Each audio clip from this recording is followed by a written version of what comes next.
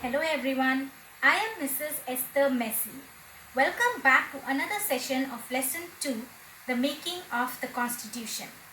Today we will study about the making and development of the Indian Constitution. Like South Africa, India's constitution was also drawn up under very difficult circumstances. The making of the constitution for a huge and diverse country like India was not an easy task. At that time, the people of India were emerging from the status of subjects of that of citizens. The country was born through a partition on the basis of religious differences. This was a traumatic experience for the people of India and Pakistan. At least 10 lakh people were killed on both sides of the border in partition related violence. There was another problem. The British had left it to the rulers of the princely state to decide whether they want to merge with India or with Pakistan to remain independent. The merger of these princely states was a difficult and uncertain task. When the constitution was being written, the future of the country did not look as secure as it does today. The maker of the constitution had anxieties about the present and the future of the country. Now we will study about the development of Indian constitution. Despite all the difficulties, there was one big advantage for the maker of the Indian constitution. Unlike South Africa, they did not have to create a conscience about what a democratic India should look like.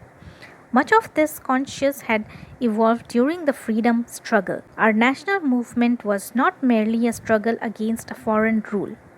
It was also a struggle to rejuvenate our country and to transform our society and politics. There were sharp differences of opinion with the freedom struggle that the path India should take after independence. Such differences exist even today.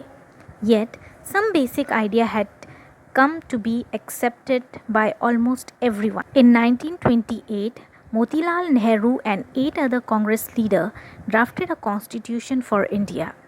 In 1931, the resolution at the Karachi session of the Indian National Congress dwelt on how independent India's constitution should look like. Both these documents were committed to the inclusion of universal adult franchise, right to freedom and equality, and to protecting the rights of minorities in the constitution of independent India. Thus, some basic values were accepted by all leaders much before the Constituent Assembly met to deliberate on the Constitution. The familiarity with political institution of colonial rule also helped to develop an agreement over the institutional design. The British rule had given voting rights only to a few. On that basis, the British had introduced very weak legislature. Elections were held in 1937 to provincial legislature and ministries all over British India.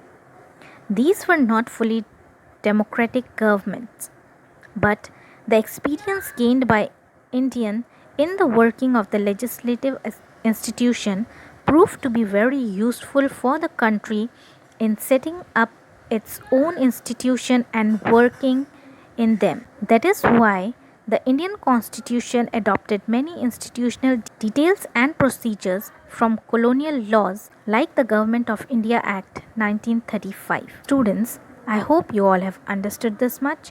We will continue this lesson in my next video. Thanks for watching.